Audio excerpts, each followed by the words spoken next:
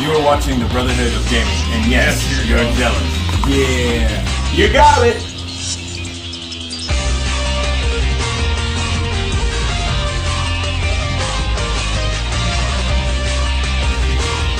Well, the emails have come in, and my target of the day is Dead Space 2.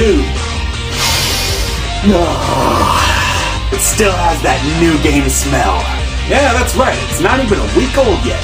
Well, you know what? Let's not waste any time. Let's just dive right on into it. The last time we saw Isaac Clarke, we had guided him through hell and safely got him out of it. That is, until we saw the ending. But fear not, Isaac is alright. Sorta. It appears that shortly after his little adventure on the Ishimura in Aegis 7, he was found by some people who then brought him back to some planet, clearly not Earth, and then had him committed. Yeah, you've seen these plots before. However, there is a small story here. For 3 long years, Isaac has been through sessions of interrogation, therapy, and constant stasis. Aside from that, he also suffers from dementia, which is causing him to see and hear a lot of weird shiz stuff. Alright, I'll buy that. So later on, Isaac gets woken up by somebody who is apparently trying to get him out of the place because danger is here. I seem to be following along until— oh my god! We're 1 minute into the game and already I need therapy! Well, now we for the first time get control of our hero, who is in a straitjacket, no weapons, unfamiliar territory, surrounded by hundreds of monsters specifically going for him. Now I have to ask, what is the best course of action for us to do in this time? Run!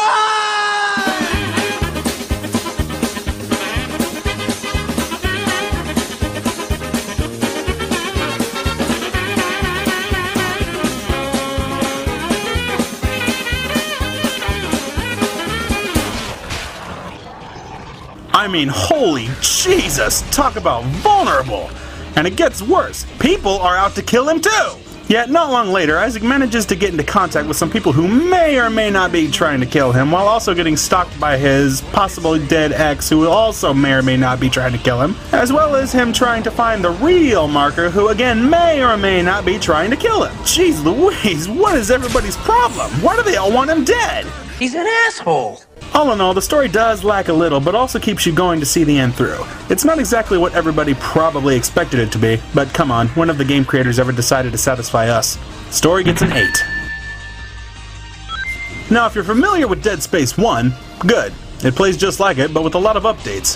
1, your artillery is a lot better, thank God, as well as bringing back the weapons you knew and loved before. The upgrades, money, and stasis powers all work like before, but this time the stasis has been improved. How improved? Well, I was using it a lot more than I was the first time around, and that's a good thing. The combat has also been updated. You remember how sloppy Isaac was just swinging his weapon around? Well, it's still here. He's just a lot faster now, which makes your endurance on close quarters fights longer. However, it should only be used for a hit and run. The enemies also come in more numbers and a variety now that you're on a planet, but there's always a way to beat them, even if you have to literally clear the room. The best update is now you have the ability to fly in zero gravity, rather than just aim and jump like the last game. The biggest issue I have is the hardest difficulty setting. Are you ready for this? Here are the conditions. 1. You have only 3 save stations the entire game. 2. When you die, you are going back to the last one you made, even if it was nothing at all, which means you have to start over. 3.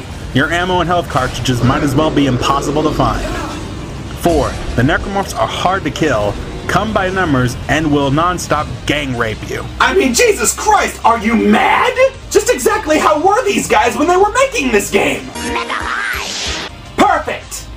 In case you're not suicidal, there is now an online game in which 8 players can be either humans or necromorphs to fight each other off and complete a mission. Some would complain the necromorphs have the advantage, but that's half the fun. It's not the best online experience, but it's still a lot of fun. The gameplay gets a solid 9. Now during the game, I wasn't exactly focusing on the music, but I did however get the soundtrack. All I can really say is that it was beautifully composed. Jason Graves did a great job. It's got a lot of mood sets, especially when you listen to it in the car at night while driving. Not that I did that. It does lack a little variety, but that's not too bad from where it came from. So I'm giving it an 8.5. Well, what do you exactly want me to say about the graphics? They're good. Although, small warning, if you see the world spinning or start to experience dementia, turn the game off and try to consult people who actually care. 9. Here we go. You know what? I'm just gonna save you a trip. Buy it, you'll like it, your mom's won't, your dad's might. For all you know, your dads are better than you at it. Well, thank you for watching, go subscribe and all of that good stuff, and until next time, keep on gaming, viewers.